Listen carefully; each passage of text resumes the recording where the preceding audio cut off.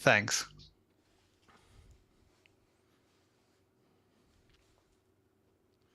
There we are. I do believe we are live now, so it's always good to get the basics out of the way. First of all, good evening to you guys. Hope you can hear us and see us okay. If I'll just get Dr. Lyman there to say a quick hello, make sure your audio is working fine.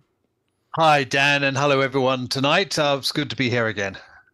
Excellent. Thank you very much. And if somebody in the chat can do us the usual favours, Tim's already said can hear me, and I'm sure we'll get a response. We're about 4 or 5 seconds ahead of you guys listening, so we can hear Rob as well. Excellent. So here we are. Good evening to you all. Welcome along to this Battle Guide Virtual Tours live stream. This evening we've got a world-leading historian joining us who is going to be talking to us about the fascinating Battle of Saint-Nazaire in 1942, or I should say the raid on Saint-Nazaire, which is going to be kicking off at about past. So if you're just joining us for the very first time, welcome along, and hope you enjoy it. And those that are regulars here will know Dr. Lyman from previous tours that we've done. I think the most recent one would have been the Cockleshell Heroes raid, Rob, is that right? Yeah. Which is not a million miles away from the location we're actually going to be covering tonight, a bit down the road at Bordeaux, but in the same ballpark. And for those that are perhaps less aware of it, give us a quick rundown on what exactly we're going to be covering tonight. Have we got an emphasis somewhere specific? Is it more looking at the planning? Are we going through every detail of the action, or how does it work? Well, we're going to take everyone through the whole story. It's quite a complicated story, and for those of you who have read my book, you realize I spend about a third or a half of it talking about the planning, which I always think is really important because you've got to understand the context before you can understand the battle. It's not the way everyone does it, but it's what I like to do. And but we don't have time for that tonight. We're going to just take you through the whole story and give you a high level view about what we're done. I started looking at the Saint-Nazaire raid many years ago, and it is incredibly complicated. You've got to sit down with an Excel spreadsheet and lay out it all minute by minute, and then on every line identify who's doing what, and it's only then you can really get a sense of it. And the challenge for people like me trying to write history is then to explain it to, in my case, books and tonight on this.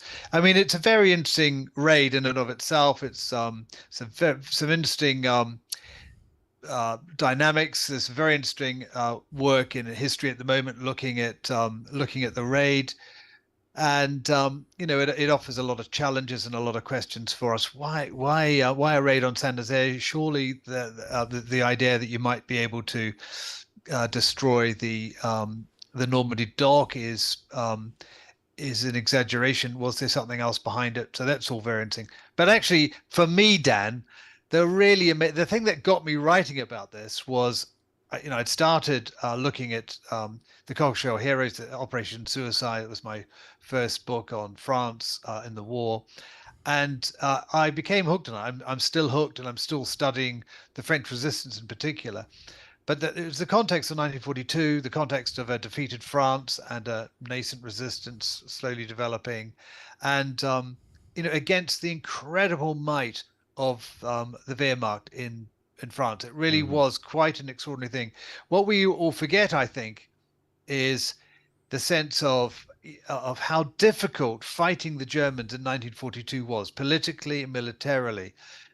Germany had mobilized for war, and effectively in 1938, they were a couple of years ahead of us. The nation, it was a nation at war in a way that we didn't actually get to till probably 1944.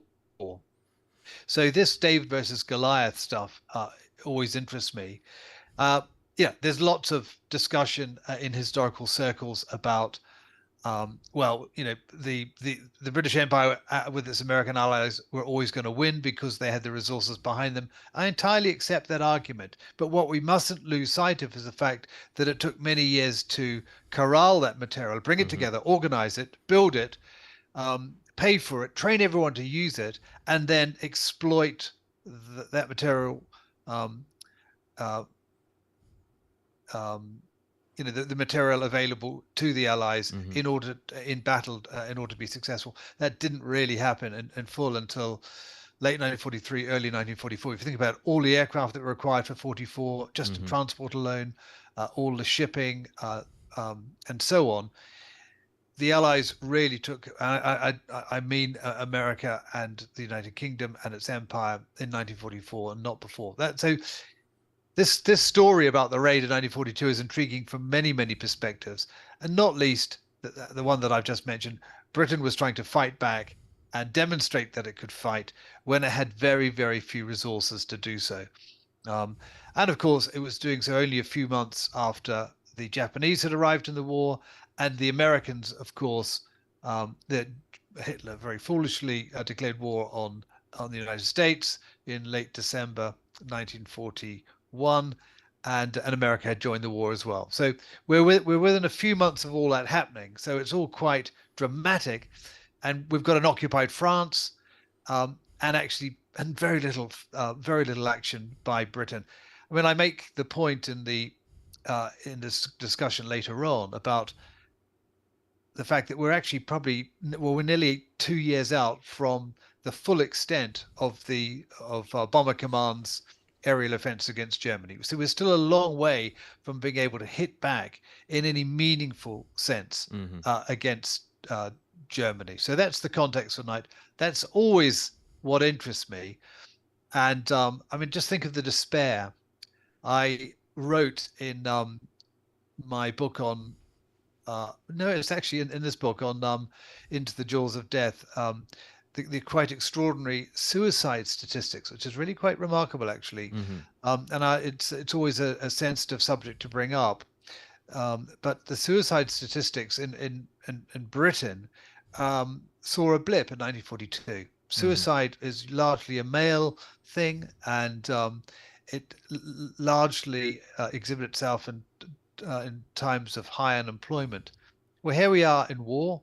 Employment, there was full employment, and yet suicide reached its highest point in early 1942, which is really quite extraordinary. And I think the only thing that we can put it down to is this sense of overwhelming despair that that the country was facing, Armageddon, and couldn't do anything about it. I mean, throughout 1942, we get to El Alamein in November. We've got Torch as well, and the first Allied invasion of North Africa, and things start looking up. But it's the light at the end of the tunnel at the end of 1942. Here we are at the start of 1942.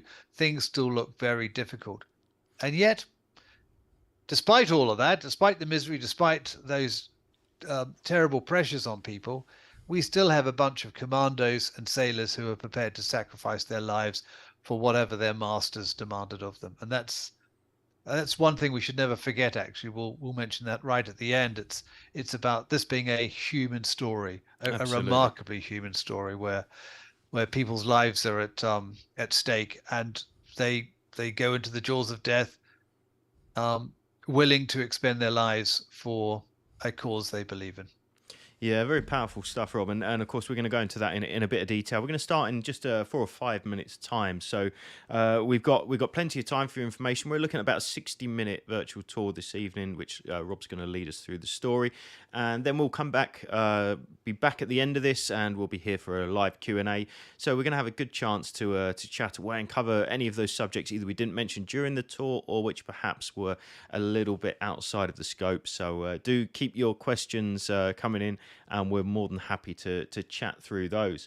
Just a quick good evening to you guys joining us at the moment. I can see we've got plenty of people talking in the chat there. So we've got many of our usuals as well. So we can see Tim Cockett here. We've got Tommy. We've got the History Explorer, great YouTube channel, by the way. I was watching a video on that last night. Mary Lancaster, Stephen Cook, great to see you all. And so we're going to have... we're going to be kicking off in just a few minutes' time. Quick reminder for anybody that's visiting us for the very first time. Of course, you're watching it live, so you're well aware. This is a live production. We have pre-recorded the central section of tonight's tour. The reason being it allows us to up the editing capacity and just smooth out any of those bits. And it takes a lot of stress off me, particularly behind the scenes, wondering if the stream is going to fall down or go funny at some point. So fingers crossed that won't happen. Do hit the refresh button if you've got any issue at all throughout the tour. Of course, it will be available immediately afterwards as well. So if you haven't already, do just drop a quick hello into the chat box. Let us know where in the world you're joining us from. We usually get quite a fun international spread. And Rob, we got about 3 minutes before we get going. So just very briefly, is there anything in this tour that you wish we could have covered or looked at in more detail that we just didn't have time to do? Yeah, I think what I'd always love to do, and you can do it when you're actually walking around the Saint Nazaire, which you can do very easily Hmm. today, and I've done it a few times, is actually look in detail at some of the demolitions that took place, and then follow some of the troops through the action, because I mean, it's a tragic story in many respects, but also a story of quite remarkable bravery and commitment and courage. And it always brings it to life if you're able to follow an Hmm. individual or a number of issues. And, one of my best friends, Peter Lush, who's done this many, many times. In fact, he's probably the world's greatest expert on Saint Nazaire. And it's fantastic being able to go around with Peter because, of course, he knows all of the individuals Yeah. very well, and he's able to bring it to life, and that's really what. So I mean, tonight's great. It's a fantastic introduction to the story, but I'd really urge people, if they can, to get to Saint Nazaire. It's not particularly complicated, and particularly with EasyJet and Ryanair, Mm. and it's a good day out, and you can actually see it all happening, see it in place, and that's really the most exciting thing for me. Yeah, absolutely. I'll second that. And on the periphery of really the action that we're talking about tonight, and I think considered, I think we mentioned this during the tour, is of course those stunning U-boat pens which are still existent on the ground today, and pretty remarkable to visit, aren't they, Rob? They are remarkable, and they were used by the French Navy all the way up until Mm. very recently. In fact, it was a very significant um, submarine base for the French, and I think that's only recently they've stopped using it. And it's, I mean, if you've been to any of them in Lorient and Bordeaux, that they all look the same. They're quite extraordinary, and they really do demonstrate how much physical effort the Germans went to build up the Mm. Atlantic Wall, and um, these weren't part of the Atlantic Wall, but because they were part of the Atlantic Wall, but quite extraordinary effort over a number of years to build up these resources to carry the war onto the Allies, and of course integrated with the Atlantic Wall as well. So quite remarkable, and I'm always amazed. I mean, in the UK when I'm tripping around, I'm always looking out for pillboxes. Well, on the Atlantic coast, you can't but fall over them, and they are massive, Hmm. just really, really extraordinary. 3 or 4 story high concrete slabs that completely dominate Saint Nazaire. And Saint Nazaire now is entirely different to what it was. Of course, it was demolished Hmm. during the war by the Germans. They demolished the old town, but it's still being able to see it is really important to get an understanding of what actually happened way back in early 1942. Absolutely, which leads us perfectly into the timings for this evening's virtual tour. Good evening to you guys just joining us for the final couple of moments. We're going to hand over in just a second, and you'll see me disappear off screen, and I'll leave you in the capable hands of Dr. Rob Lyman, who's going to be taking us through the action 1942, the raid on Saint Nazaire. On the early morning of the 28th of March 1942, a flotilla of 18 wooden motor launches, accompanying an old American destroyer, HMS Campbelltown, and carrying 264 British commandos, attacked the German-occupied port of Saint Nazaire. The mission? To render useless the world's largest dry dock. The mission was successful, but it came at a huge price. Of the 621 soldiers and sailors who embarked on the operation, 62% became casualties. That's dead, wounded, or taken prisoner, a similar percentage to the number in the Dieppe raid a few months later. Winston Churchill was to describe the raid as, and I quote, a deed of glory intimately involved in high strategy. More prosaically, the journalist Gordon Holman, who accompanied the raid, reported that it was a handful of men going into the jaws of death. The official German report described it thus: the English attack on Saint Nazaire on the night of the 28th of March 1942 is a first-class example of a well-planned undertaking, thought out to the last detail and executed with great courage. This is their story. The raid is only understandable in the context of Britain's strategic situation in early 1942. The Germans were triumphant in Europe. The Japanese had invaded Southeast Asia, and Singapore had fallen in February. The Americans had only just joined the fight, and it would take several years before the Allies were fully capable of taking the offensive in Europe. The strategic issues at the time for the UK were, first, how to take the war to the enemy in Europe when the bulk of the army was in North Africa. Secondly, the Royal Air Force was too small as yet to mount a bomber offensive. Indeed, a full-scale bomber offensive against Germany was not to start until the end of 1943. Fourth, U-boats were starving Britain into submission. And finally, the Soviet Union was demanding a second front. And it was important that every means possible was deployed to keep the fight going, even if it looked puny. This drove the idea of raids on the enemy coastline undertaken by the commandos, a force raised after Dunkirk to strike back against the German occupation of Europe. Large numbers of commandos had been members of the pre-war Territorial Army, who were mobilized for the duration at the outset of war. And indeed, 8 small tip-and-run operations, as they were called, were mounted during 1941 in Norway, coastal France, and the Mediterranean, followed by 15 in 1942. The first raid of 1942 was to be Operation Chariot, an attack on the German-occupied French Atlantic port of Saint-Nazaire. Vice Admiral Dicky Mountbatten was appointed Chief of Combined Operations in late 1941. Raiding hadn't achieved much under his predecessor. Churchill told him, "You will continue commando raids, for they are important for the morale of this country and of our allies. But the primary task will be to prepare for the great invasion, for unless we return to the continent and beat the Germans on land, we shall never win the war." But his biggest problem was to find appropriate targets. Mountbatten wasn't able just to throw troops at Europe willy-nilly. He had to find targets across Europe's coastline. So the first task of combined operations in January 1942 was to draw up a list of suitable opportunities. The most suitable locations were in France and Norway. Everyone agreed that in the first instance, it needed to fall to the Navy to suggest objectives, since it was no use suggesting places which could not be reached by the appropriate landing craft or other seagoing vessels. The only project scheduled at the time was a parachute raid on the German radar installation at Bruneval, timed for the 27th or 28th of February, Operation Biting. Combined operations soon concluded that Norway was not as attractive as had first been assumed, because the distances were so great, the weather too unpredictable, and Norway had seen 3 raids already in 1941. Combined operations therefore concentrated their attention on the Channel area. Saint-Nazaire, Bayonne, Alderney, and Dieppe quickly offered themselves as targets. Saint-Nazaire was eventually chosen as a target because it happened to be the most distant objective that could be reached by a raiding force with only 1 daylight period on the voyage. The team thought that with luck and careful timing, this force might get there unobserved and repeat the famous 1918 coup de main assault on the German-held port of Zeebrugge.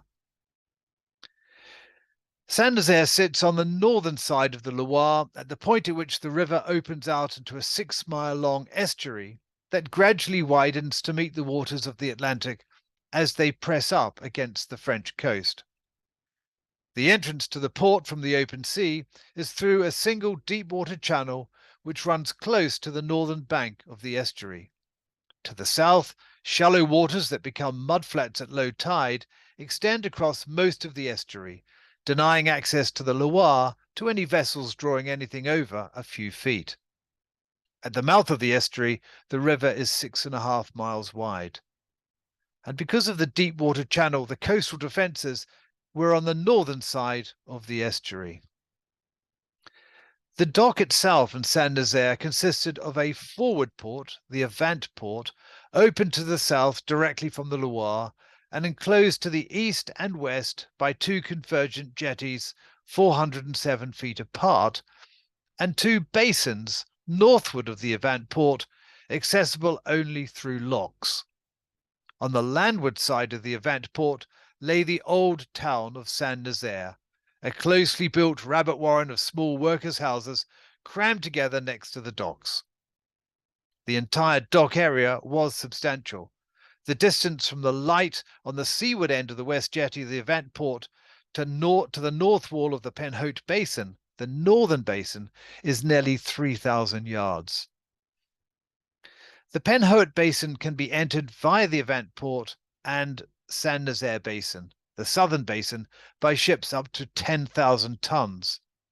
But the main entrance for large vessels was through the Normandy dock at the southeast corner of the basin. The southern entrance to the Event Port was crossed by both a swing bridge and a lifting bridge. At the northeastern corner of the Penhaut Basin was situated a further 3 smaller dry docks. In early 1942, the seaward main lock gate of the Normandy dock was protected by a double boom against torpedo attack. The Normandy dock was the only dry dock on the Atlantic seaboard that could provide sanctuary to the single remaining German warship, the Tirpitz, now that the Bismarck had been sunk, if the Tirpitz was sent to sea. If deployed to the Atlantic, it would run amok among the convoys, which were the only thing at the time keeping Britain alive. The Admiralty was terrified of her and had first asked combined operations as early as August 1941 for a raid to put Saint-Nazaire out of commission. Saint-Nazaire grew into a modern shipping centre with the construction of the Old Mole, a breakwater 25 feet above the waterline, atop of which perched a lighthouse, in 1835. A wet dock basin was dug in 1856. It was the building of the SS Normandy between 1928 and 1934 that required the construction of a massive dry dock. At 1,150 feet long, the length of 3 football pitches, nearly 160 feet wide, and with the depth at high water mark of 44 feet, it was the largest of its kind in the world at the time. It was massive, a considerable feat of engineering in the birthplace of the 148,000-ton Queen Mary II in 2003. It was enclosed at either end by 2 massive rolling dock gates called caissons, moving transversely and operated by a hydraulic winding machinery. It's hard not to be amazed at their sheer size. Each gate or caisson, when opened, disappeared into a chamber in the lock side and was 52 meters in length, nearly 9 meters wide, and 14 meters high, and each weighed 1,250 tons. The 2 steel rolling caissons were identical in construction, except that the inner gate was decked over to form a roadway, whilst the outer, i.e. the one facing into the Loire, had only a footway across it. When the dock was open to the sea, the floating caissons would roll across the entrance, driven by electric motors placed in buildings at the end of each inlet chamber on rails set in concrete on the lock floor.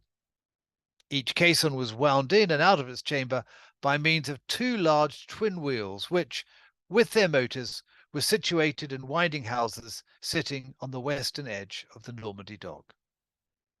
When in use, the compartments of the caissons would be flooded with water to act as ballast, and therefore locked immovably in place before the water would be pumped from the lock. The pump house was a large building near the outer gate recess, containing 4 separate pumps with an aggregate capacity of 167,000 gallons per minute, enabling them to empty the dock from low water level to the sill in 7 hours. The motors for the pumping house were at ground level, but its massive pumps sat 40 feet below ground. Putting the Normandy dock out of commission meant that the only sally by the Tirpitz into the North Sea would be a suicide mission, as it wouldn't then be able to put in anywhere for repairs. We need to remind ourselves also that, in addition, France's Atlantic ports were now heavily defended bases for U-boat operations out into the Atlantic. Well, the first evaluation of what it would take to destroy the massive Normandy dock that I've described had been undertaken a few months before, in August 1941. In the early planning, consideration was also given to attacking the newly constructed U-boat pens. but it was acknowledged that a single attack on Saint Nazaire would be unlikely to destroy both targets, as the resources required to destroy the caissons would be much smaller than required to destroy up to 10 harboured U-boats. Success would be derived from speed and surprise. Demolishing key dock installations was best done in a quick raid. But how could this be achieved? It was a long way from Britain.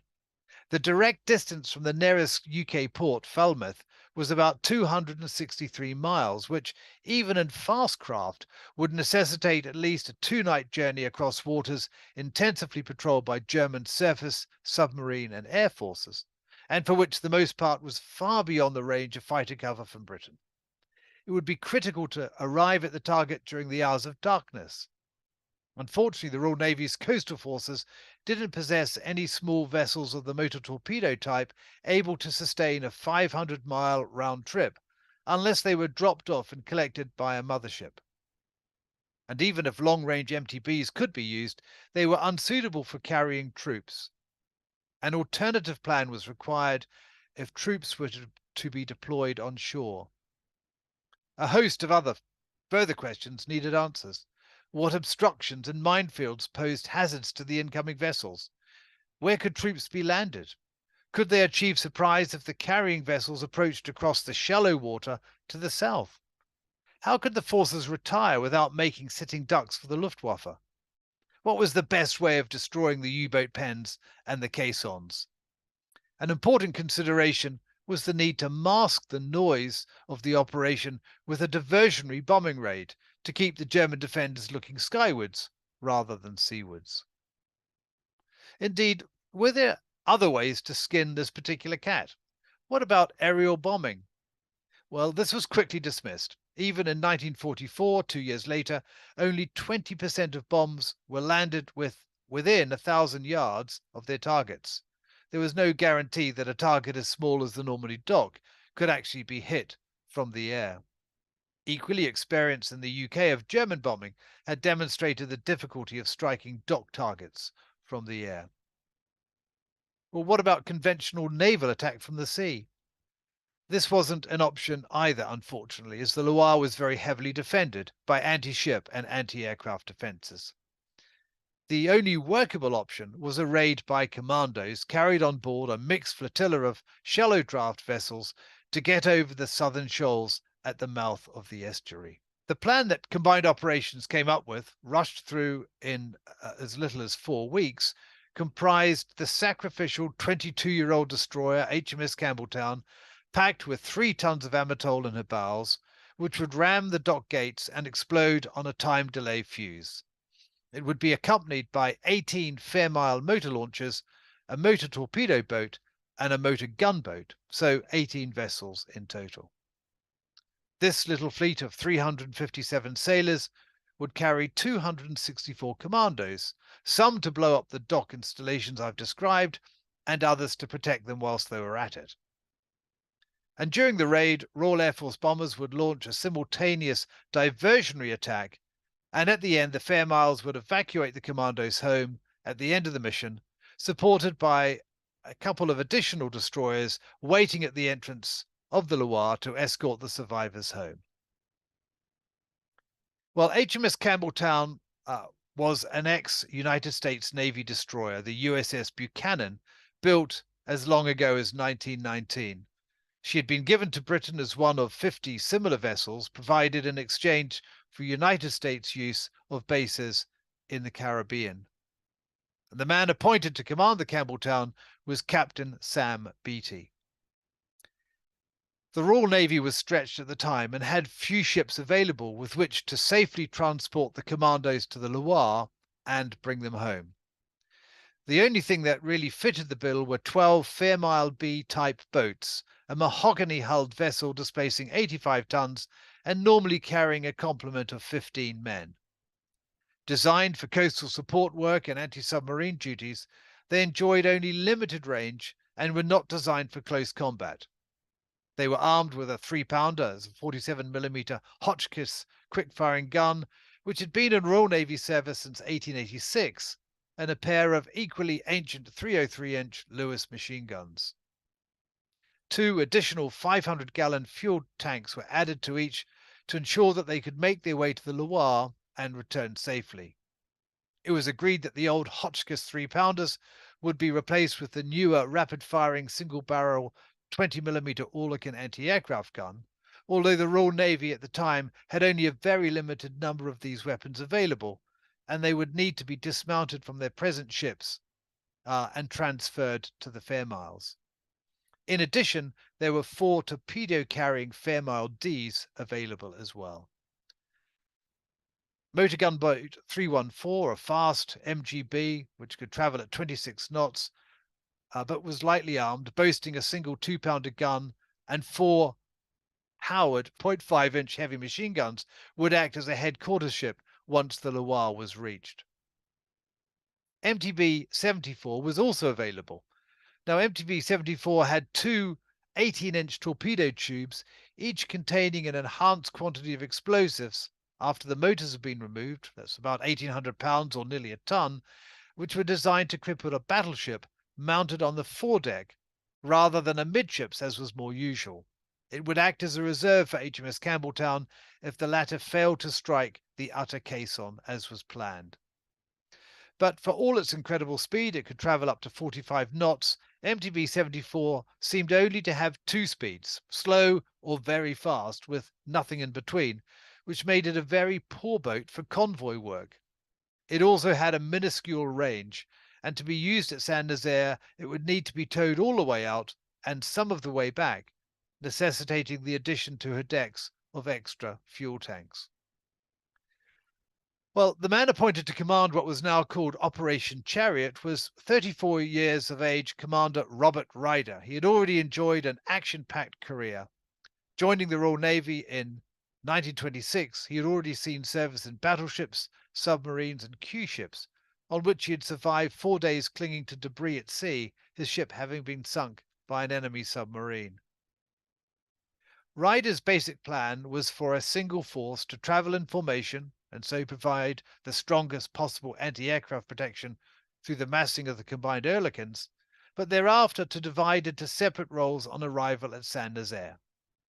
The formation adopted was to be 2 parallel columns, led from the front by MGB 314 carrying Ryder, with HMS Campbelltown in the forward centre. Groups 1 and 2, the port or left-hand column, and the starboard or right-hand column, would each comprise 6 Fairmiles. Both columns would be protected forward and rear by 4 Fairmile D torpedo carriers. Because of their role in providing protection to the force, they would not themselves transport commandos. While HMS Campbelltown made directly for the Normandy dock, the 6 Fairmiles of Group 1, the port column, would pass close to the end of the old mole, engaging the shore defences before rounding up sharply to go alongside the north side at the steps. After the commandos had landed, the vessels were to secure alongside, bows facing outward, under the orders of Lieutenant Reginald Verity, RNVR, the beachmaster. It was a crucial assumption of planning by both Ryder and Newman that any and all German defences along the external harbour wall, and especially the 2 large concrete pillboxes on the old mole, the landward equipped with an anti-aircraft gun, the seaward with a searchlight, would be completely subdued during the initial assault. No contingency plan was devised in the event that the Germans managed to prevent a landing along the harbour wall. This was a fundamental flaw. Meanwhile, the 6 Fairmiles of Group 2, the starboard column, would trail HMS Campbelltown during the approach and then proceed alongside both sides of the old entrance, just west of the Normandy dock. 3 launchers were to be detailed to remain alongside the north side of the old entrance to embark Campbelltown's crew and any casualties. Well, the man responsible for designing the explosive charge in HMS Campbelltown was Lieutenant Commander Nigel Tibbets. His view was that the explosive charge in Campbelltown should be set in a watertight compartment built about 30 feet back from the bow, which would then hopefully find itself resting against the caisson when the ship came to a halt, in a position to do the greatest damage to the gate when the vessel exploded. Tibbetts' idea was to place a large quantity of readily available explosives in a position underneath the main gun support and directly above the fuel tanks. The 24 depth charges would be carefully secured in a square steel container and covered with concrete, not merely so that the individual charges wouldn't break adrift on impact, but because, in line with the principles of explosive behavior, the power of the blast would be so much greater as a result of their containment. Importantly, Tibbetts proposed to triple fuse the explosives. Two separate fuses with 2.5-hour delays would be joined by a third fuse with an 8-hour delay after the vessel's impact with the caisson.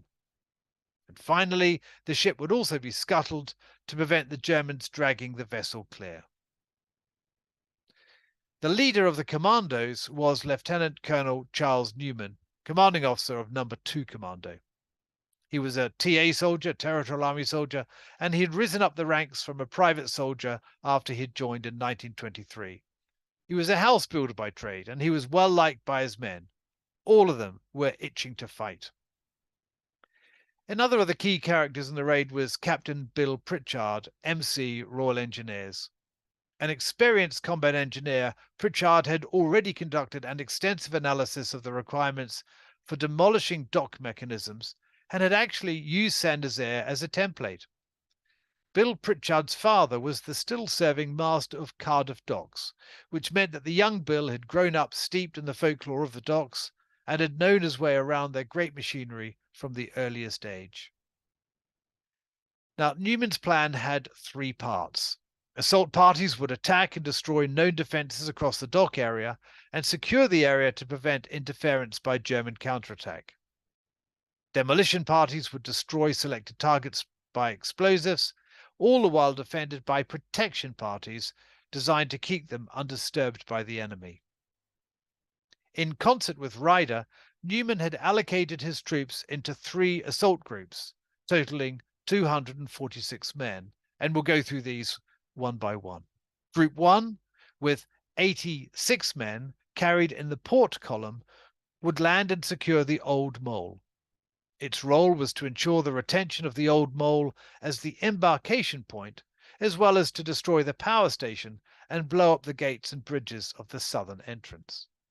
Group 2, totaling 87 men, would travel in the starboard column and would land within the old entrance. Its role was to clear the warehouse area between the Normandy dock and the submarine basin.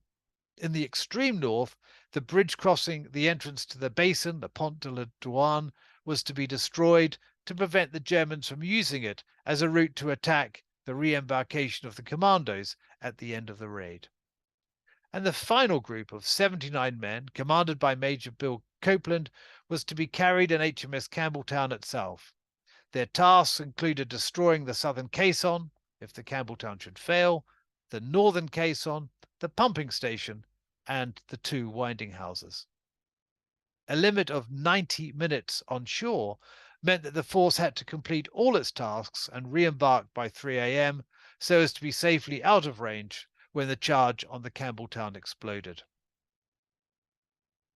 So Group 1 comprised 2 separate assault teams. The first to land, Group 1 Foxtrot 1F, would secure the bridgehead on the Old Mole and destroy the enemy gun positions on the Old Mole itself. This was critical. If they failed to knock out this gun emplacement, it would jeopardize the entire operation. Once secure, the 3 demolition groups would land. Under the command of Bill Pritchard, they would make their way to the targets at the new entrance, placing demolitions on the lock gate and swing bridges, which would then be blown simultaneously. The demolition tasks included destroying lock gates, operating mechanisms, a swing bridge, and a hydraulic power station. The plan for Group 2 was that the starboard group of Fairmiles would land 87 commandos at the old entrance. It was feared that a torpedo boom might obstruct the entrance to the lock, so the commanding officers of each Fairmile were instructed to make for any suitable landing site in the vicinity. A primary concern was that 2 enemy anti-aircraft guns at the entrance to the Normandy dock would cause devastation if they were not put out of action.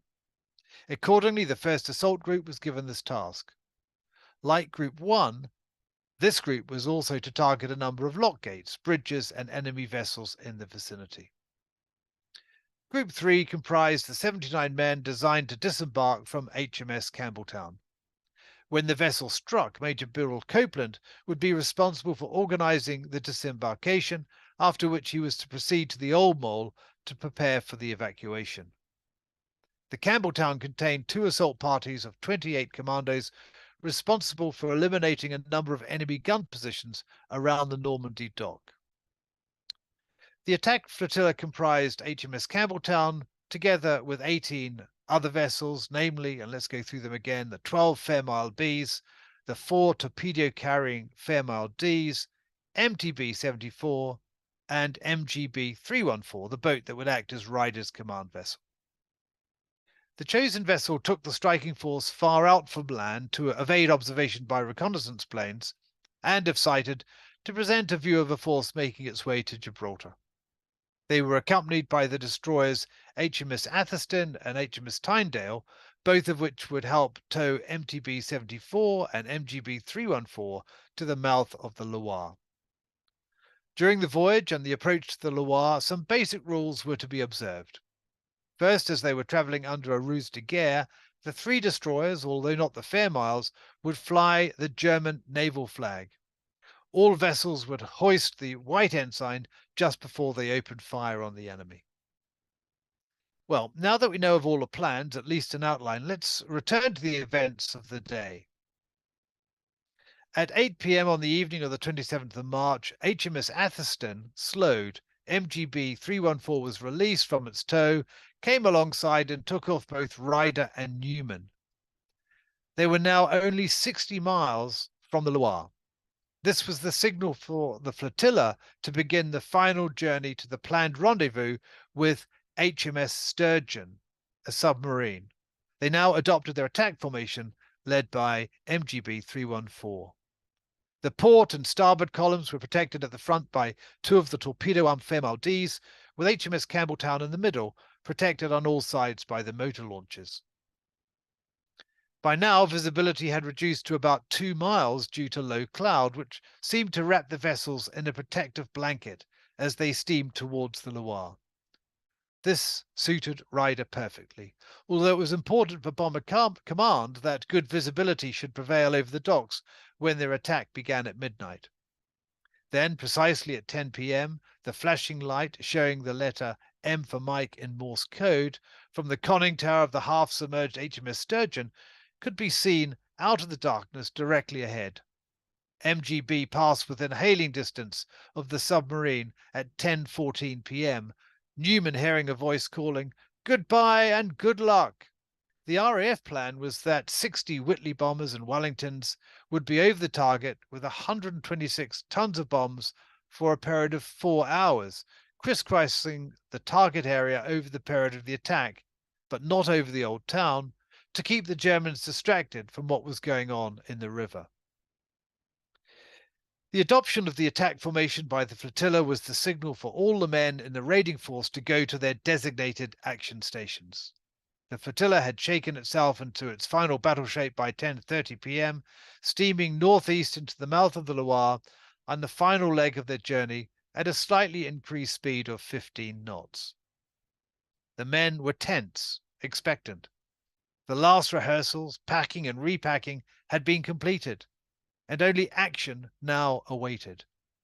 It would be a further 2 hours before the ships were to pass the entrance buoy at 12:30 a.m., and at 12 miles and 60 minutes sailing time from Saint Nazaire, this was the first sight they would catch of the planned air attack. Nigel Tibbets went below at 12:30 p.m. to set the fuses in their specially designed steel basin underneath the forward gun, including those with the 8-hour delay. If all went to plan, the 2.5-hour fuses would detonate the Campbelltown against the caisson at 3 a.m. If, however, these failed, the 8-hour delay fuses would initiate the required explosion at 8:30 a.m. the following morning. There was now no going back for the destroyer. With almost uncanny precision, the first buoy was found by MGB 314 at 12:29 a.m., a minute before the time that Ryder's naval plan had stipulated. Far to the left, they could vaguely discern the southern shore, where lay an enemy radar station. With luck, the radar would be pointed skywards to keep track of the air raid, and no attention would be going to the open sea to the south. Their luck held. To the right lay the still silent guns on the southern shore. But there was a disconcerting silence that appeared strange to those waiting for sight and sound of the attack on Saint Nazaire by the Royal Air Force. While the noise of the aircraft in the skies above could be distinctly heard, it appeared that no bombs were being dropped. Something had gone badly amiss. The next buoy was conveniently lit with oil lamps at 1 in the morning, only 1.5 miles from the harbour. Ryder ordered the flotilla to slow to 11 knots to allow the Campbelltown the best chance of getting over the shallows, because at higher speeds the destroyer's bows had a tendency to sink deeper into the water. Once this was reached in about 20 minutes' time, the flotilla would have only a handful of minutes left to run onto its target. Ryder's plan was that the Campbelltown would embed itself in the outer caisson of the Normandy dock at 1:30 a.m. By this time, the Germans, alerted by the strange behavior of the bombers overhead, who were dropping single bombs on repeat runs over Saint Nazaire, had seen the approaching flotilla in the Loire. A single suspicious searchlight on the northern bank had swept the estuary, but fell to the rear of the flotilla, seeming to miss all of the British vessels before being extinguished. It appeared to be a routine search of the sea and had not spotted anything untoward. Almost immediately afterwards, however, the searchlights on the northern bank were switched on. It was now 1:22 a.m. From that moment, the entire force was floodlit, but for what seemed like 5 minutes, no fire was opened, the lights playing over the vessels. The raiders now only had a handful of minutes left to run, during which time the Germans were attempting to confirm the vessel's identity, and the British raiding force was attempting to persuade them that they were German. It took several minutes for the searchlight operators to find the Campbelltown. There was, as yet, no shooting. It seemed extraordinary that the raiding force had managed to infiltrate into the heart of one of the most heavily defended ports in enemy-occupied Europe without being fired upon. The entire run-in was a piece of astonishing bluff, and it appeared to be working spectacularly. It was at 1:28 a.m. that the Germans decided that they were under attack, the German guns opening up on the flotilla. On the Campbelltown, the start of the firing was the prompt for Sam Beatty to order full speed ahead and for the bridge crew to move below to the armoured wheelhouse. One of those watching was awestruck by the sight of the Campbelltown engaging the enemy. I quote, her 8 Orlikins pouring out streams of orange tracer shells towards the docks, which crisscrossed with the green enemy fire. She was surrounded by shell splashes. Her own gun flashes and the glare of shells bursting aboard her lit her upper works vividly. Tracer shots ricocheted off her, sailing up into the air in all directions. Meanwhile, on board MGB 314, a mesmerized Gordon Holman described the effect of the German fire coming at them from both sides of the Loire as forming a strange Gothic archway of fire. On the same boat as Holman was the 26-year-old German-born Jew Peter Nagel, alias Private Peter Walker, an SOE operative who had only recently been on Lieutenant Colonel John Frost's successful raid to the German radar site at Bruneval in Normandy. He was shocked at the intensity of the firing. He had never seen anything like it. The tracer bullets crossed over one another, forming a giant firework display. The enemy anti-aircraft guns installed on the roofs fired down upon us at point-blank range. My gunner, Private Francis Kelly, fired without stopping at the enemy searchlights that were sweeping the waters of the port. The firing was so intense that nobody knew exactly what was going on. Several of our launchers were hit, and as they were made of only wood and filled to the brim with petrol, they exploded. A Royal Naval officer, Hugh Arnold, recalled that the battle was unreal. It was the only time in my experience of the war that reality approached the fiction that you see on television. The enemy had an enormous advantage. We couldn't really see anything. The searchlights blinded us. All we could do was to fire at the searchlights. I saw a ship blow up. I thought it was the Campbelltown, and from that moment on, I thought the operation had failed. It was, in fact, one of the MLs.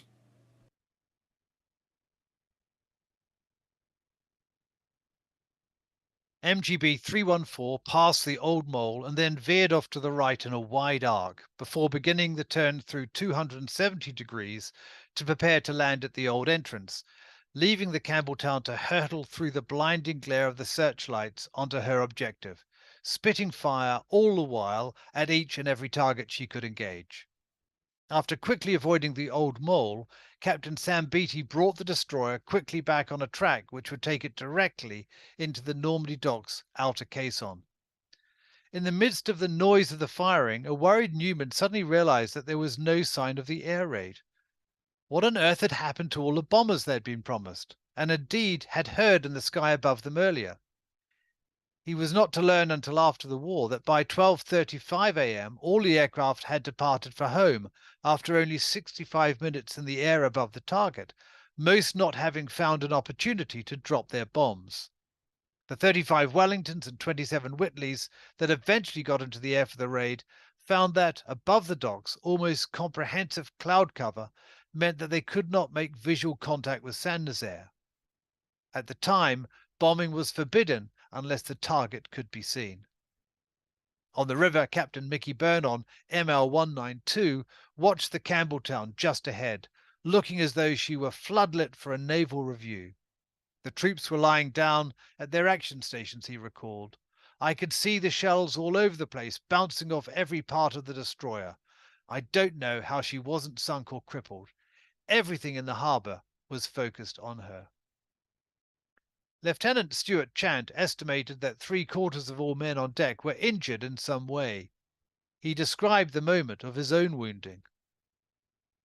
Then there was another explosion, and a large report rather like the noise of someone banging a steel door with a sledgehammer. It was caused by a shell which burst alongside me, and as I lay there dazed and deafened, I wondered what had happened to me. Then suddenly I realised that Sergeant Dyer Davis, of No. 3 Commando, a member of Lieutenant Bung Dennison's protection team, lying just ahead of me, had been hit, for his immediate reaction was to try and struggle to his feet, but I kept him still by wrapping my legs round his shoulders. It was then that I realised that my left leg was wet and sticky, and my right arm was spurting blood down into my hand. I too had been hit, but by some twist of fate there was no pain, just discomfort. I then realised that my hands, which had been shading my tin hat over my eyes, were also covered in blood. But again there was no pain, only a newfound stiffness in my fingers and numerous pinpricks in my face. I didn't realise it then, but I was literally peppered with minute pieces of shell all down the front and left side of my body, from my face to my legs. But when I wiped the blood off my face, there was little or nothing to show what had happened. I began to feel myself all over, looking for further damage, but fortunately I still seemed to be intact and mobile. On the Campbelltown, the armoured wheelhouse was hit repeatedly from the outset of the firing. German fire was accurate and intense.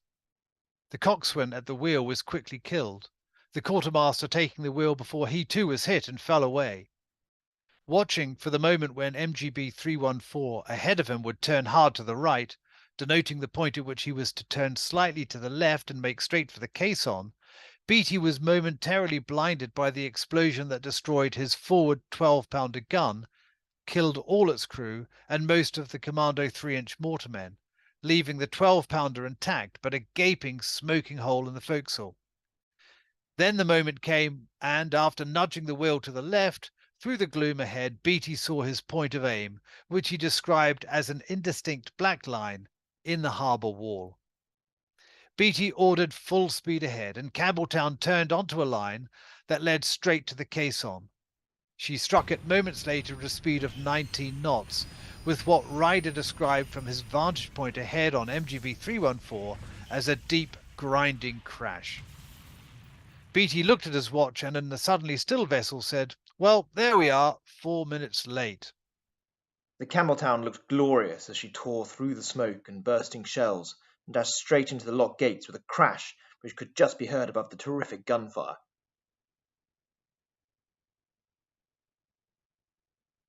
Below decks, Lieutenant Corin Purden had heard the hammering and explosions of German shells and bullets striking Campbelltown's hull. A shell, glowing red, passed through the wardroom as we sat there, but continued on without exploding. The intensity of noise increased as Campbelltown neared the dry dock. Then came a bump as we hit and passed through the boom, followed by a long, shuddering impact as we struck the gate. We had arrived. The Campbelltown had ridden up onto the caisson on impact, perhaps an angle of 20 degrees. A long section of the bow being ripped back like a tin can, leaving the top of the vessel sitting on top of the caisson, 1 foot projecting onto the dock itself, whilst 36 feet of hull had buckled back within a few feet of the point where Nigel Tibbets had judged it would do, and where he had placed his 3 tons of amatol. Very soon after the German guns began engaging the little ships, their fair miles began suffering very badly. Many were quickly engulfed in flames. The first to be hit was 192, the leading fair mile of the starboard column, which received a devastating shell strike in her engine room, amongst other damage. She bounced off the Old Mole and was soon ablaze from end to end. The first vessel of the port column, 447, came under a withering assault from the German bunker on the Old Mole. It caught fire at once and foundered 10 feet off the slipway. Many of Captain David Burney's 14 men responsible for securing the Old Mole were killed. On motor launch 306, Ralph Battison, as the vessel moved towards its designated landing on the Old Mole, was shocked by what he saw. Coming astern into our line of approach as we neared the jetty was a blazing motor launch. Flames blasted skywards, and I heard the crackle of burning mahogany from her decks. Worse still, I could smell the pungent reek of petrol which poured from the damaged extra fuel tanks spilling into the water. The launch drifted in a mass of flames and came to rest at the wall of the jetty, blocking us off from our landing point. Lieutenant Henderson moved us clear and aimed for another part of the jetty further on. To our horror, a second motor launch appeared, drifting like a heating fireball on the far side of ML 306. We were in danger of being trapped between the 2 blazing wrecks. As if this was not enough, the petrol tank of the second launch had exploded and the flames were actually spreading in the water around us. The force of the heat on our faces and bodies was almost unbearable. Bodies floated in the watery bed of fire, horribly mutilated by the explosions or the flames. I saw men burn alive in the petrol that covered the surface, while others sank in bloody foam as they succumbed to their wounds. With the screams of the dying ringing above the noise of the gunfire and the fierce glare of the flames lighting up the harbour, it was a scene from the worst of nightmares. What made it different was that we ourselves were inside that nightmare, and in imminent danger of being set on fire by the blazing launches on either side. All the while, the small vessels in the Loire fought back valiantly against the incoming storm. Once the firing had begun at 1:28 a.m., Paterson, strapped into his Orlecan mount on 306, fired continuously against targets given to him, many of which were searchlights in gun positions on shore. Likewise, the commandos were firing at any target within range. But as they drew near the Old Mole, it was apparent that, because of the burning craft blocking their route, this landing would not be possible. We circled around trying to get alongside, but to no avail, Battison recalled. It was decided finally that we would have to withdraw without putting the commandos ashore. One of the blazing vessels encountered by 306 was 447, and another was 192. The full story was provided by Lieutenant Commander Billy Stevens. All went well until we were almost abeam of the Old Mole and within 200 yards of our objective. We had been hit a number of times, but were still quite seaworthy, and whilst we had some wounded, there were none of them serious. Then our luck turned, and they got us twice at point-blank range with something very large, probably about 4 inch. The results were sudden and disastrous. Both engines and the steering went, and the boat was swung hard aport by the impact of the shells hitting her. By chance, however, we managed to come more or less alongside the old mole, allowing a few of the commandos to climb up the wall and get ashore. My signalman also managed to get ashore, the idea being that we should put a line across him and make fast. Unfortunately, he was killed before he could do this, and the boat, having hit the wall of the mole very hard, immediately rebounded some 15 feet, and we were left with neither engines nor steering, and all the while being subjected to point-blank fire from a 20mm gun ashore. Unfortunately, throughout the battle, the Germans retained control of the Old Mole. Relentless fire from a pillbox on the Old Mole destroyed several fair miles and caused a large number of casualties. Of the 6 fair miles of Group 1, only 1 had been able to land its commandos, and the Old Mole, crucial not only as a landing point but also the location for the withdrawal, remained very firmly in enemy hands. On the starboard side, only the last in line, motor launch 177, successfully landed his troops. When Campbelltown struck the Normandy dock, Tibbets had gone below with Sam Beattie to check that the fuses had not been unsettled by the impact. The surviving commandos began to make their way off the ship. Few men remained unwounded. We don't have time today to cover all the work of the demolition teams. We'll follow that of Captain Stuart Chant. He and the other 4 men of his team made their way off the Campbelltown.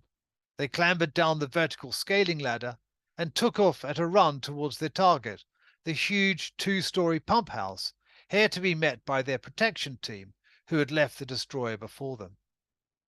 4 men quickly entered the building and made their way carefully down a series of galleried landings to the pump house floor. The torches on their webbing belts showed them that the massive layout of the plant. Chant recalled later that they had been training for this moment for weeks past, and our moments ashore followed like drill. We'd studied models and aerial photographs to such a point that each of us had the whole layout memorized. I know I used to dream of the place long before I actually saw it. Sure enough, when we got there, everything was in its proper place. The men laid 40-pound charges on the impellers as they had practiced. The whole process, Chant judged, took about 20 minutes. After setting the charges, the men rushed in the darkness as fast but as carefully as they could up the metal stairs. They had 90 seconds to get out of the building, which they managed with only moments to spare before there was a deafening explosion and the pump house blew up. Well, let's now follow the route back towards the Old Mole, with the Bassin de Saint-Nazaire on our right-hand side, which the troops were told to follow to get back to the disembarkation point at the end of the road. The problem at the time is that this road was covered by fire by the Germans on the other side of the Bassin de Saint-Nazaire. As you can see, although the port has been rebuilt, everything here is as it would have been during the attack, with the exception at the far end, as you'll see in a moment, of a concrete tunnel which was built after the raid as part of the development of the submarine complex. We're heading back now to the southern entrance. It's all pretty accessible to visitors today. You can also have a good look at the submarine pens, in one of which is a Cold War era French submarine.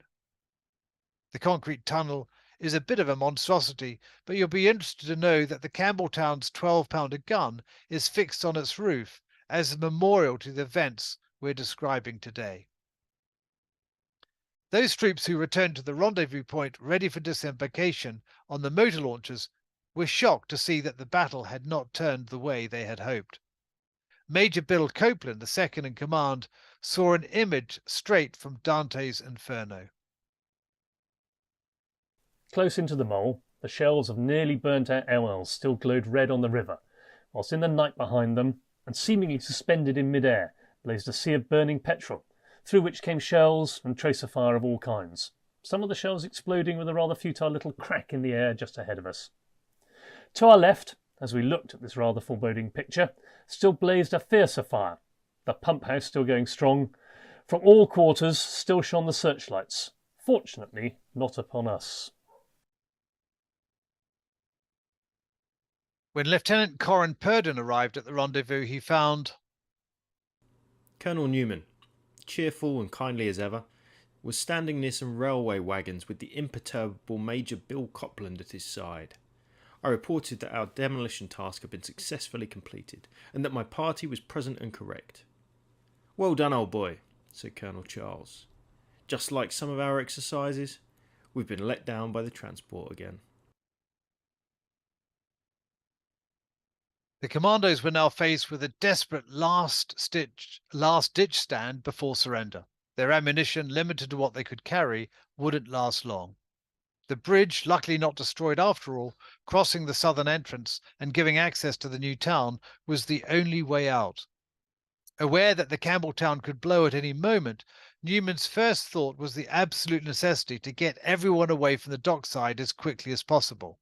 The Campbelltown was due to explode by 3 a.m., and that time was fast approaching. Newman ordered the men to move towards and across the bridge in groups of about 20, despite the fact that it was covered by enemy fire. Men from the assault and protection teams with the Thompson submachine guns and grenades would lead, with the lightly armed demolition teams armed only with Colt pistols and the walking wounded in the middle and a small rear guard. The other wounded were to be tended and left to be collected by the Germans. Without pause or any further orders, the troops moved out in fighting order on both sides of the roads, running in and out of cover towards the bridge. The historian Brigadier C. E. Lucas Phillips memorably described the scene in his book The Greatest Raid of All. To all those who took part, it was the most inspiring moment of the night, like a charge of olden times across fire-swept ground right into the heart of the enemy. In the stirring pages of British history, there have been many glorious charges, many heroic assaults on battlemented walls and ramparts deemed impregnable. But on its smaller scale and its more modern intent, the breakout of the commandos at Saint Nazaire ranks high among them as a manifestation of soldierly purpose and of the will and determination to defy the odds.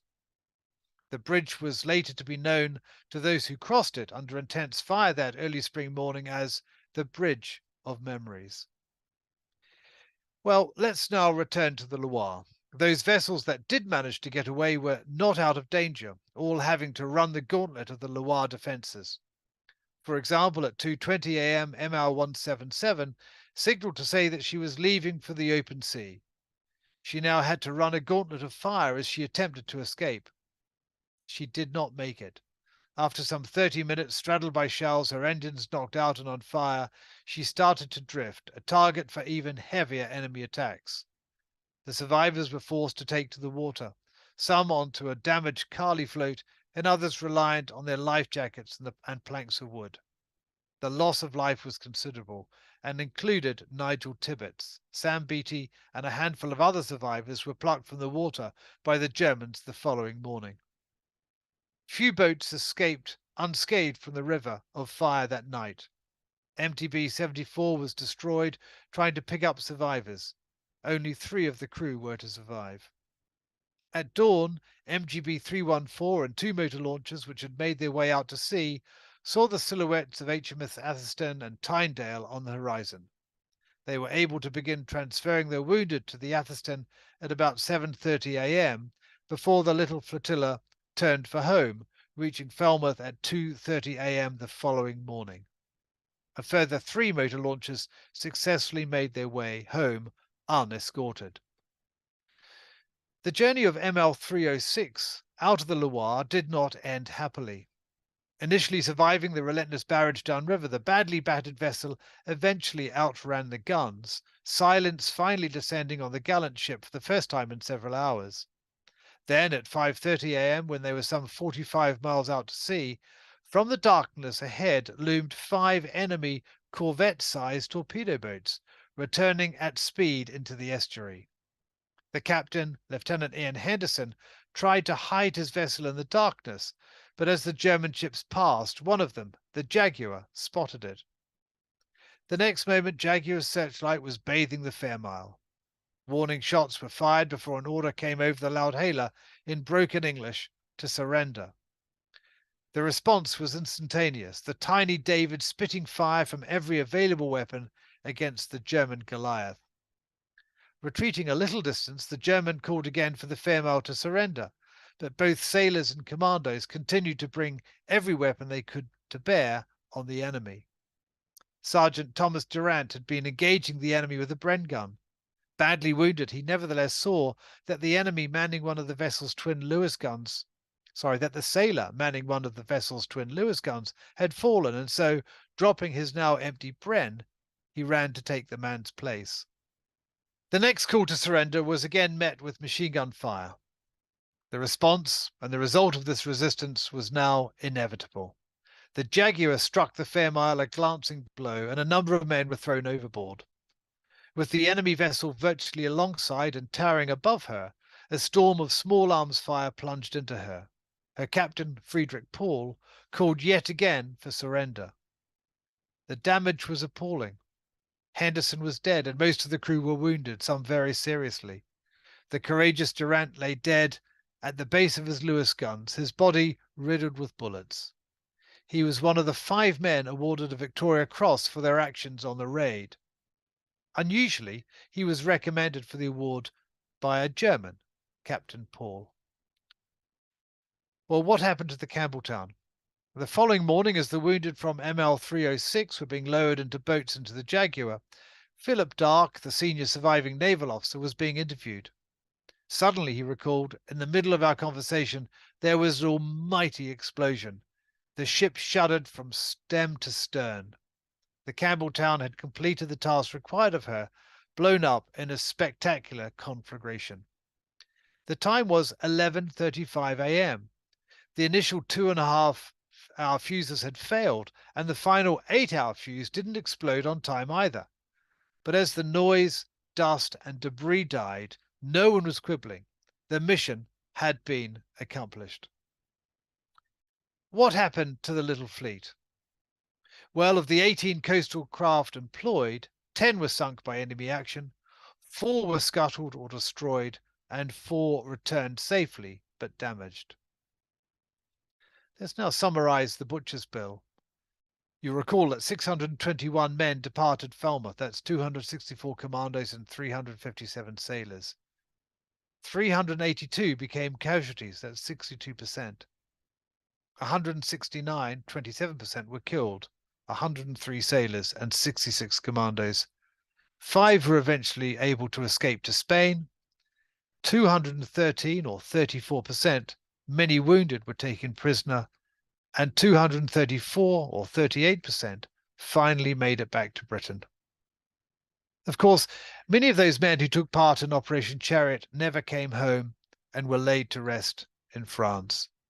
It seems fitting that the final stop of our tour should be to Esclibal Cemetery, not far from Saint-Nazaire itself. In fact, the cemetery, kept beautifully like all Commonwealth war grave sites, is in the town Le Ball, to where the prisoners and wounded were taken by the Germans. It's here that the annual pilgrimage by the Saint-Nazaire Society, of which I'm a proud member, holds its memorial service. Here, among the 254 graves, lie nearly 170 men, sailors and soldiers alike, who were prepared to give their all in what might have been regarded in earlier times as a forlorn hope. The odds were stacked against them, but they persevered and fought regardless.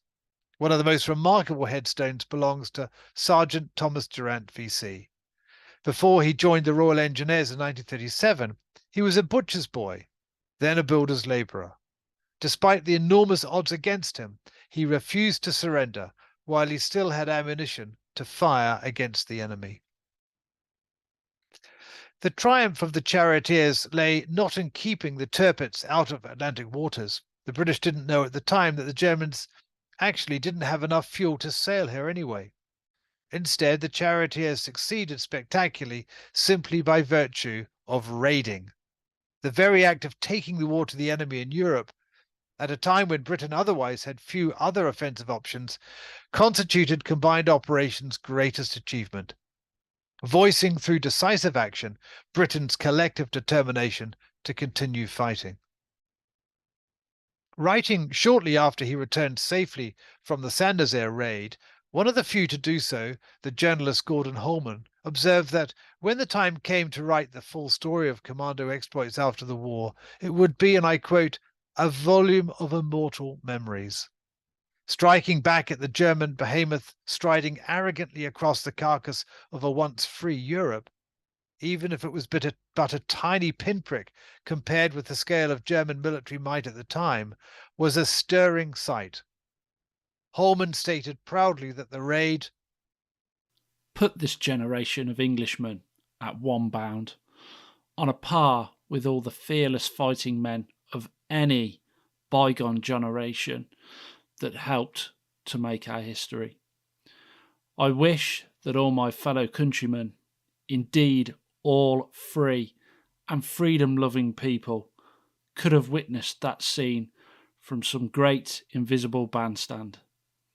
Their hearts would have been stirred and uplifted, their faith strengthened, and they would have said a prayer of proud thanksgiving. One of the measures of a military operation is the list of gallantry awards, and Saint Nazaire had 5 Victoria Crosses, 4 Distinguished Service Orders, 17 Distinguished Service Crosses, and a whole host of other awards. It was an extraordinary recognition of an extraordinary raid. And I think these gallantry awards say it all. And I think you would also agree. Thank you.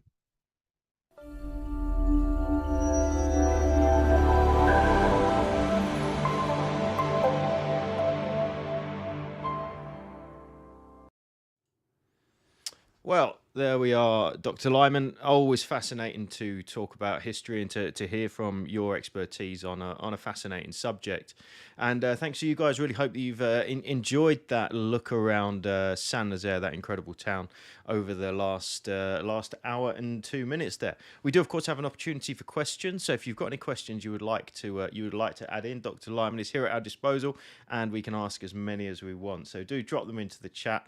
And I'm going to start off, actually, Rob, with one straight away here. So we have a question came in during the tour, which says, where was the Tirpitz at the time of the raid? Great question. Great question. The Tirpitz was actually hidden away in a fjord in northern Norway, close to the Arctic Circle. What the British didn't understand or know at the time was actually how the Germans didn't have enough fuel actually to send the Tirpitz out into the North Atlantic. But as I said, that's almost irrelevant. So far as Churchill was concerned, so far as the Admiralty were concerned, it was a threat, it was a force being, and it needed to be destroyed. There's also something actually about the Tirpitz being, a sign of German strength and might and power and all the rest of it. And some of your listeners will know that quite extraordinary lengths were taken during the war to destroy the Tirpitz. It was eventually destroyed by the Tall Boy bombs, which capsized it in 1944. But quite an extraordinary effort to remove the threat posed by one ship. Mm-hmm. And just following on from that, Mark Long asks a question here. Are you able to gauge the impact on the Germans' capabilities of the raid, i.e. how long before the dry dock was back in action? From memory, it was post-war, wasn't it, before it was back in action? Yeah, it took the dry dock was never put back during the war, but the Germans didn't need to do that. What they continued to do was to build up the Atlantic Wall out on the Northern Loire and the Atlantic coast, and as I mentioned on the tour, they went and built another bridge and developed the U-boat facilities. But it was only after the war that the whole dock was cleared out and rebuilt and in use for many, many decades on until 2003, of course, when the Queen Mary II was built. Quite an extraordinary. You can Google those pictures and see how that large ship was actually dwarfed by the dock. I mean, you have to go there really to see how dramatic the dock is. But the Germans didn't have the capacity, nor indeed the need, to rebuild it during the war. Yeah, really good point. And since we've already touched on it, just going back briefly to the submarine pens. I mean, we know that they were there at the time. They were actually under construction at the time. And you mentioned in the tour there was some consideration into destroying them. Do you think, in retrospect, that was a missed opportunity, given that the troops were already there, or would that have been a bridge too far? Perhaps quite literally a bridge too far. A bridge too far, in my view. I mean, if you look at the there's a little bit of if you go on Twitter and you follow all the people who are interested in this, the historians who are looking at it, there is an argument that says that the British should have done something about the U-boat pens at the time.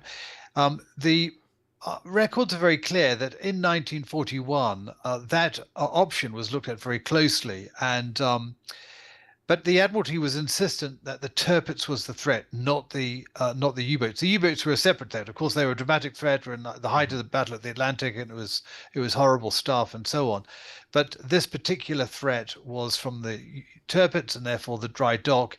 And Hughes Hallett, the man who designed the raid, had about 3 weeks to do it and focused exclusively on what was required to destroy the dry dock.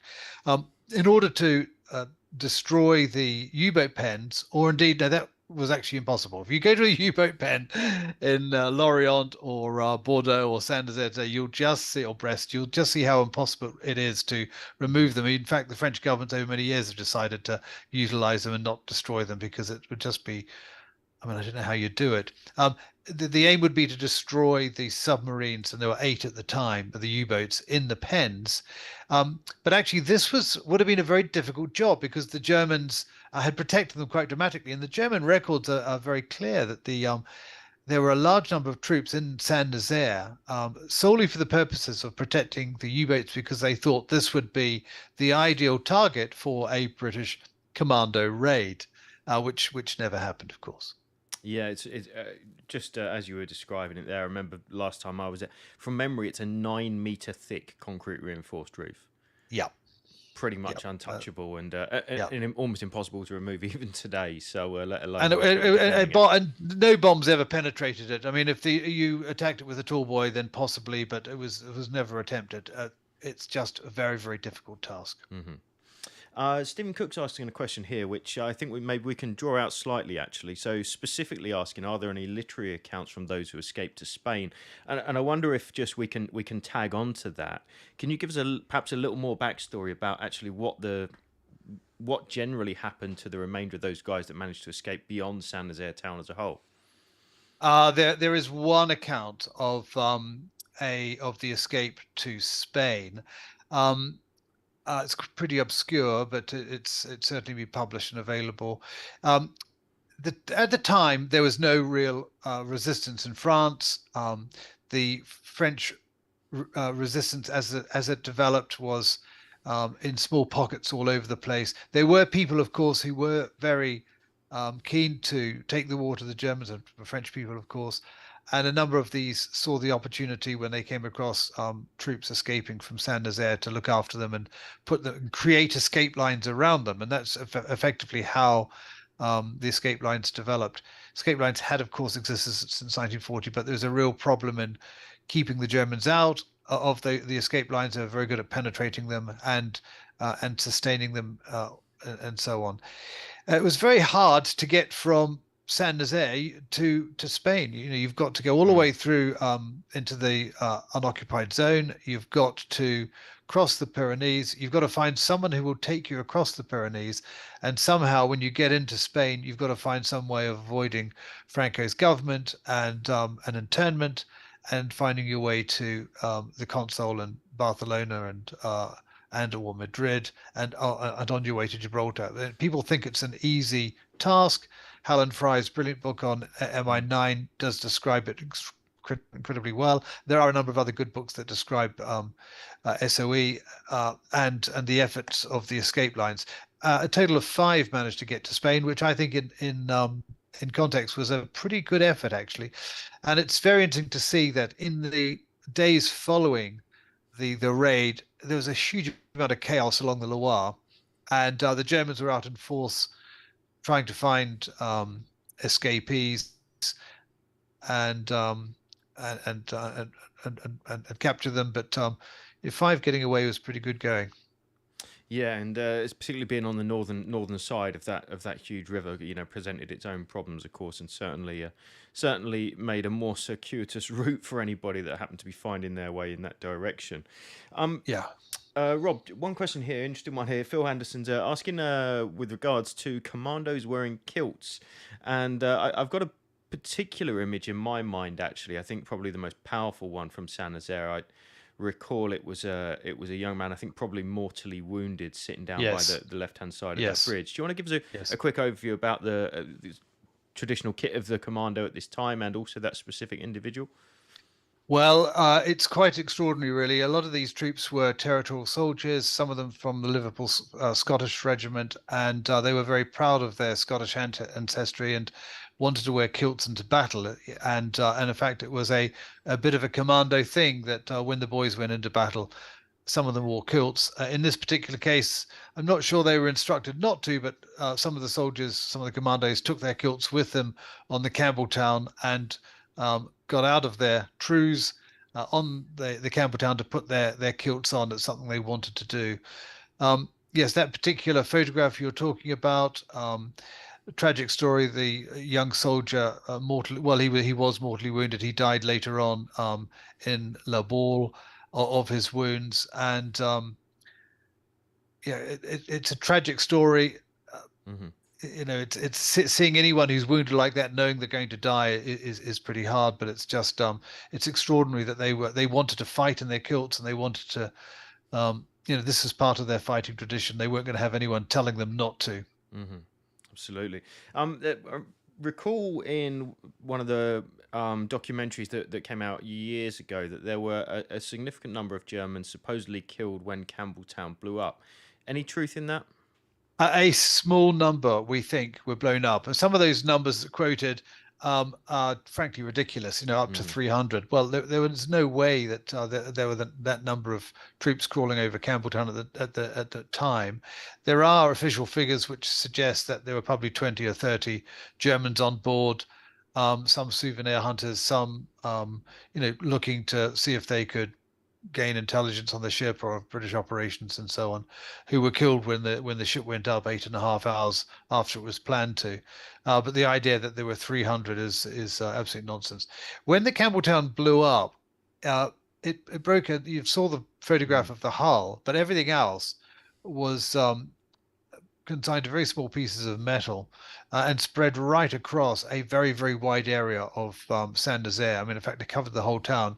And there are quite a few stories of from the French population describing the hail or the rain of metal and flesh, indeed, raining all over Saint Nazaire in the aftermath of that particular explosion. It was really quite extraordinary. Yeah, I can imagine.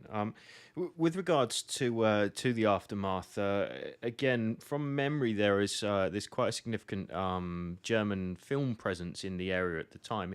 Is this an attempt to use this for propaganda purposes in terms of a repelled invasion, if you like? It was yes, it was exactly. It was actually quite well done and quite sensitively done. But a film crew was there for propaganda purposes. And there's no conspiracy about this. There's just it's just coincidence that the Germans had a film crew in Saint Nazaire who were able to capture the aftermath of the fighting, and I'm grateful for it because actually it's from those photographs and the cinematography that we've got such incredible record of the raid, all of which is available in the Bundesarchives at the moment, and indeed in the German Naval Archives in Cuxhaven. So it's very, very helpful. Great. Question from Simon Leaney here, who says, after the success of the raid and the important message that it sent to the Germans that the British had this capability to hit them in Europe, was there a follow-up action of this type? Well, Dieppe is the thing that is the raid, Simon, that comes to mind. One of the things I've struggled with over the years is if the purpose of the raid is to raise morale, exclusively to raise morale in the home population, why wasn't it popularized as such? There are some raids that were popularized, but this wasn't. And I think the reality is that this was an Admiralty demanded raid for secret purposes. The secrecy is around the Tirpitz and getting rid of the dry dock, not for the purpose of raising morale. So I think that's the key point here. It wasn't to beat the drum and so on. The real problem with the raids is that they had a grand strategic purpose, which is one of them, which is, of course, to demonstrate to the British population that Britain was fighting back. Another grand strategic dimension was to persuade Stalin that actually we were developing the expertise for the landings, and indeed Churchill said that to Mountbatten when he took over as chief of combined operations. This was about developing the expertise as well as fighting back. It was about developing the expertise associated with raiding. Then we come to Dieppe in August, which was a desperate failure.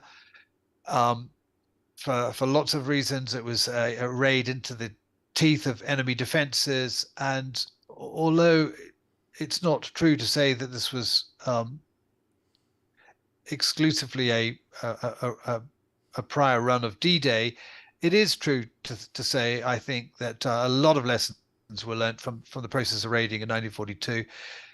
There were no raids in 1943 in Europe because the focus was on preparing for 1944. The original invasion of Europe, actually, as many will know, was planned for 1943, and it was delayed until 1944, primarily because of the war that was going on in Sicily and Italy by this stage, of course, which sucked up huge resources, American and British resources, and further training was being carried out, and reinforcement was being carried out in the UK to prepare for 1944. But 42 was very important for lots and lots of reasons, and the raids, some more successful than others, many with terrible cost and lives lost, were still part of that important process of building up the knowledge and the capability the country had to launch that invasion when it came on a massive scale on the 6th of June 1944. Excellent. And seeing as you've very kindly led us into a nice segue without knowing it, I'm going to plug next week's tour, which is, as you see on screen right here, is going to be the raid on Dieppe. So we'll be looking next Sunday over on our main platform at battleguide.co.uk. We will be covering the Dieppe raid in some detail. I was out there fairly recently filming it. Fascinating location. Canadian guide and well-known on YouTube, Jesse Alexander from the Great War channel is going to be leading us through that one, so do come along and join us next Sunday. It's not going to be on YouTube, but it will be on our main platform. So if you want to see, if you like, the reverse of the medal with regards to Dieppe, that can be joined at the same time next Sunday. One question that I think has just come in from Paul here, asking with reference to Operation Frankton. Of course, a much smaller scale, but the motivations perhaps very similar. For those that are not aware of Operation Frankton, perhaps Rob, you can give us a very brief overview. But are there a lot of similarities to draw between Frankton and what we've been discussing tonight? Yeah, Frankton was at the end of this particular year in December 1942, and the particular similarity, my book on it's called Operation Suicide. It wasn't called Operation Suicide, but it was a suicide mission and accepted as such. And Blondie Hasler and Bill Sparks managed to survive and come home. They had a home run through across the Pyrenees into Spain. Quite a remarkable story. It's the same sort of raid in the sense that there was a military strategic stroke operational requirement for it, which was the removal of these blockade running ships coming out of Bordeaux and rushing across the Bay of Biscay all the way around to Japan and so on, breaking the blockade of Europe applied by the United States Navy and, of course, the Royal Navy. So in the same way that Nazaire, Chariot was a raid for a particular purpose, established by the Admiralty or requested by the Admiralty to destroy the dry dock, Operation Suicide was a much, much smaller effort, but actually had the same rationale to undertake a raid to remove a particular piece of enemy capability. It's the same sort of concept strategically. It's also the same sort of has the same sort of characteristics when you look at how it was how it developed in real time, because it was a raid that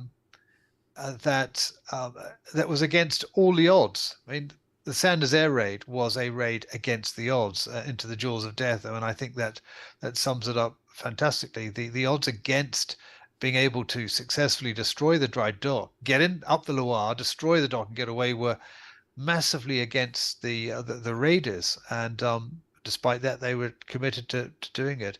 It's the same with the small number of men who were released from HMS Tuna in their collapsible plywood canoes to go down the Garonne, the Gironde in December 1942 to attack the raiders successfully in Bordeaux. Really quite an extraordinary story. Yeah, so there are dramatic similarities between them all. It's important to remember that raiding didn't take place simply to cock a snook at the Germans, simply to say we can do it. They all had a specific military mission. Yeah, absolutely. And if anyone would like to know a little bit more about that, we've got a video of this exact raid to Operation Frankton right here on our YouTube channel, so you can check that out, written by Rob. And of course, if you'd like to know more, you can read his book, which leads me into... Do let us know, Rob, give us a quick idea of where we can find your book for anyone that's found tonight's tour particularly fascinating, wants to find out a little more depth about what we've covered. Well, all the online retailers, Amazon and so on, will have it. Into the Jaws of Death. It's out in paperback. It's been out in paperback for a while. It was written in 2000 and, do you know what, Dan? I can't remember. 2011, 12, 13, 14, something like that. And same with Operation Suicide. It was written a little bit before then, and it's also available in paperback online. Excellent. There we go. So one final question to follow up, which I'd like to know the answer to myself. So Stephen Cook says it's amazing that a German soldier recommended a British soldier for a VC. Sailors, I think, in this case, but we get the point. Are you able to elaborate on this? I think, in my mind, there's one other scenario. I think it's naval as well, where the same thing happens, but it must be really rare. This happened actually after the war, and Captain Paul of the Jaguar was so taken with the it's really quite extraordinary with the particular bravery shown by our young sailor that he said this man, his action defied logic. Most people would have surrendered because they were concerned to save their skin, but he refused. He put duty and honor before his own life. And I can't think of anyone. You may well be right. There might be an additional one. The naval experts out there will be quick to come and remind us of the facts. But it really is quite remarkable. It's not just remarkable that the recommendation was made, but that it was accepted by the Admiralty, because, of course, the rules for Victoria Crosses and awards of gallantry are that they need to be observed by an officer and be very well documented, so there's no dispute about them. Well, in this case, the officer, of course, was German, and the rules didn't say that the officer needed to be British. So that's the reason why it was allowed through.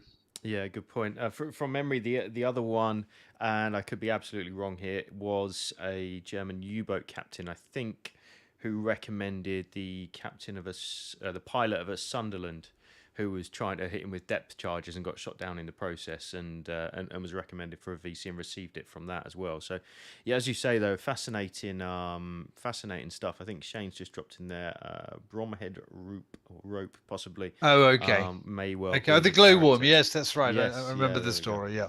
Okay, yeah.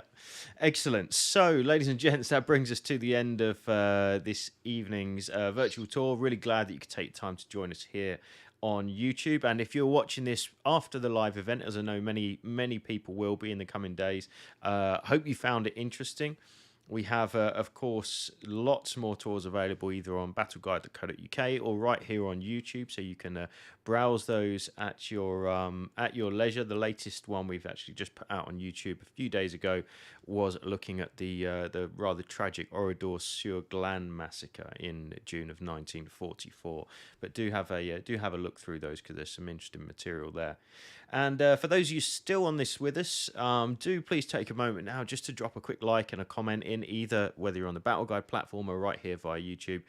It would be much appreciated. It really does help, not only to allow us to continue to improve what we do, but also that famous algorithm to allow this to get shown to more people. So if you do get a chance, drop that in there. It would be very much appreciated.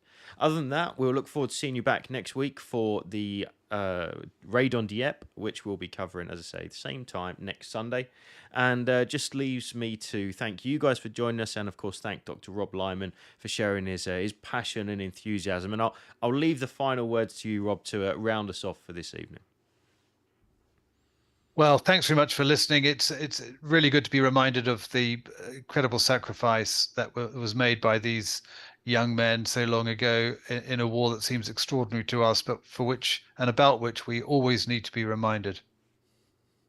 Great. Thanks very much, guys. See you again soon.